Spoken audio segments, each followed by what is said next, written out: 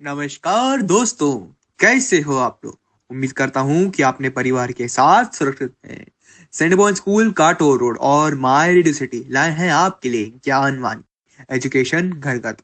तो दोस्तों, आज हम पढ़ेंगे लोक भारती पुस्तक से कविता मन, जिनके कवि है विकास परिहार जी।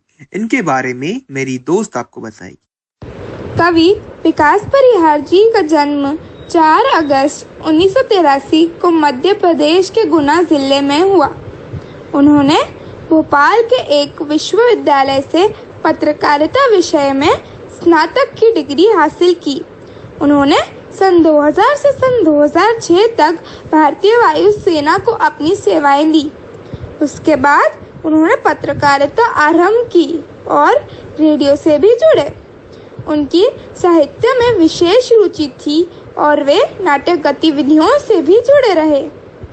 वे मीडिया के आदर्श स्वरूप के हिमायती थे। वे ब्लॉग भी लिखा करते थे। प्रस्तुत कविता परिहार जी ने हाइकू शैली में लिखी है। हाइकू जापानी शैली की लघु कविता है। इसमें 17 वर्ण होते हैं।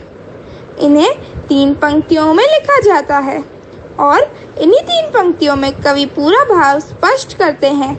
पहली पंक्ति में 5 वर्ण, दूसरी में 7 और तीसरी में फिर 5 वर्ण होते हैं। चलिए अब हम कविता शुरू करते हैं। करते जाओ, पानी की मत सोचो, जीवन सारा।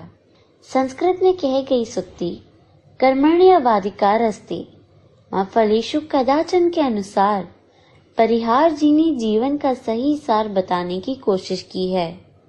वे कहते हैं कि हमें अपने जीवन में कर्मरत रहकर क्रियाकलाप करते रहना चाहिए, अर्थात परिणाम की परवाह किए बिना अपना काम करते जाना चाहिए। फल तो कभी न कभी मिल ही जाएगा। यदि फल के बारे में सोचते रहे तो कर्म और जीवन का आनंद दोनों ही गवा बैठेंगे। तो बस काम करते जाओ, सफलता अपने आप ही मिल जाएगी। जरा सोचिए दोस्तों, अगर किसान केवल इसी चिंता में डूबा रहे कि बीज बोने के बाद क्या होगा, उसकी फसल कैसी होगी, और यही सोचकर खेतों में काम करना बंद कर दे, तो क्या हमें खाने को अनाज मिल पाएगा? और क्या वह किसान अपने परिवार का भरण पोषण कर पाएगा? इसी प्रकार यदि एक मजदूर अपने सामने पड़े पत्थर को न तोड़े तो न तो वो उसे नया सुंदर रूप दे सकेगा और न ही किसी इमारत का निर्माण कर पाएगा। वही कारखानों में काम करने वाले मजदूर यदि परिणाम की फिक्र करते हुए हाथ पर हाथ धरे बैठे रहे तो किसी भी वस्तु का उत्पादन होना संभव नहीं है। अतः किसी ने सही कहा है, काम करेंगे, जग में हम कुछ नाम करेंगे। जीवन नैया मंचदार में डोले, संभाले कौन। इन पंक्तियों के अनुसार यह दुनिया विशाल समुद्र है और मनुष्य का जीवन उस समुद्र में तैरती नाव। जैसे समुद्र में उठने वाले तूफान लहरों पर तैरती नाव को निगल लेते हैं, उसी प्रकार मनुष्य के जीवन में आने वाली बाधाओं का तूफान उसे डुबा सकता है, यानी हमें अपने रास्ते से भटका सकता है। अतः हमें अपनी जीवन नाव को स्वयं ही संभालना होगा, इसे खुद ही किनारे तक पहुंचाना होगा, क्योंकि संकट काल में हमारी रक्षा करने कोई नहीं आता। इसलिए हम सबको यह प्रयास यानी कोशिश करनी होगी कि हम आत्मनिर्भर बने। अपनी छोटी छोटी जरूरतों के लिए किसी पर निर्भर न रहें और दूसरों से सहारा पाने की उम्मीद छोड़ दें। यदि हम अपनी मदद स्वयं नहीं करेंगे तो मुश्किल में पड़ सकते हैं। कहा भी तो गया है कि जो व्यक्ति अपनी मदद खुद नहीं करता, उसकी मदद भगवान भी नहीं करते। इसलिए हाइकूकार ने यह सवाल पूछा है, संकट काल में तुम्हारी जीवन नैया कौन संभालेगा? रंग बिरंगे रंग संग लेकर आया फागुन। इन पंक्तियों में कवि ने फाल्गुन के रंगों के बारे में बताया है।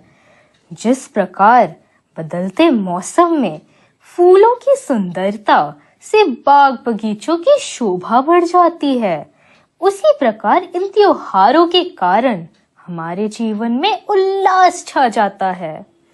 कवि ने इसी खुशी का वर्णन करते हुए कहा है कि फाल्गुन मास में वन उपवन बाग बगीचे रंग बिरंगे फूलों से सज जाते हैं।